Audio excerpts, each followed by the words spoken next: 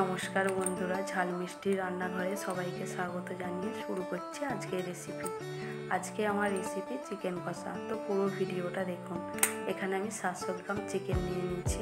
তো আমি চিকেনে প্রথমে একটু মশলা মাখিয়ে নেবো। এখানে আমি 2 চামচ হলুদের গুঁড়ো, 2 চামচ লঙ্কার গুঁড়ো দিয়ে দিলাম, 2 চামচ জিরের গুঁড়ো দিয়ে দিলাম, 1 চামচ ধনে গুঁড়ো দিয়ে দিলাম, একটু পাতিলেবুর রস দিয়ে দিলাম,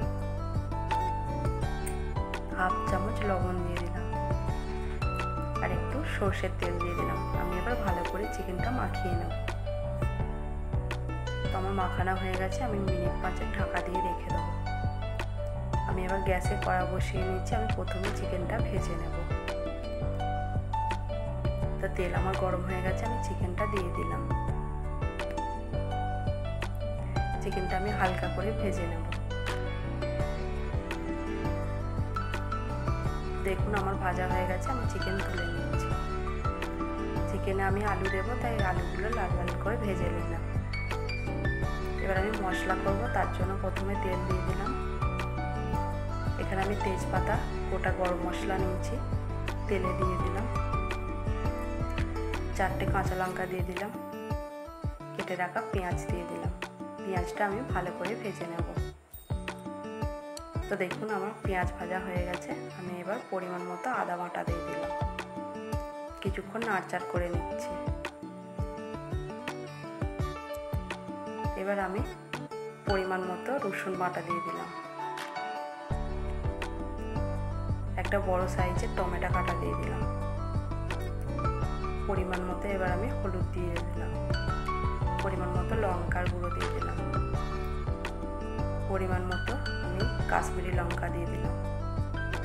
আমি চিকেনে মশলা মাখানো ছিল, তাই অল্প পরিমাণে আমি মশলা দিলাম।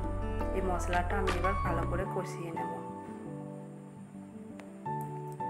তো দেখুন আমার মশলা কষানো হয়ে গেছে। আমি এবার ভেজে রাখা চিকেনটা দিয়ে দিলাম মশলাতে। এখানে আমি 4 চামচ টক দই দিয়ে দিলাম। এবার অল্প পরিমাণে লবণ দিয়ে দিলাম। লবণ দেওয়া আছে, পরিমাণ বুঝে দেবেন। এবার আমি ভালো করে কষিয়ে নেব। এখানে সানরাইজের গরম মশলা দিয়ে দিলাম কিছুটা। ভালো করে কষিয়ে নেব।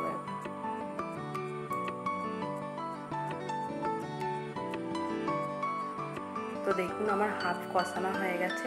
আমি এবার চিকেনে আলুগুলো অ্যাড করে দিচ্ছি। আলু দিয়ে কিছুক্ষণ কষিয়ে নিতে হবে।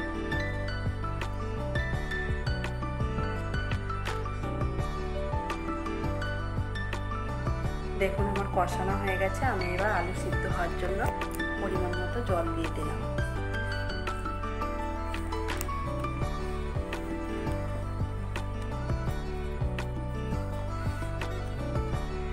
এবার আমি ধনে পাতা দিয়ে দিলাম।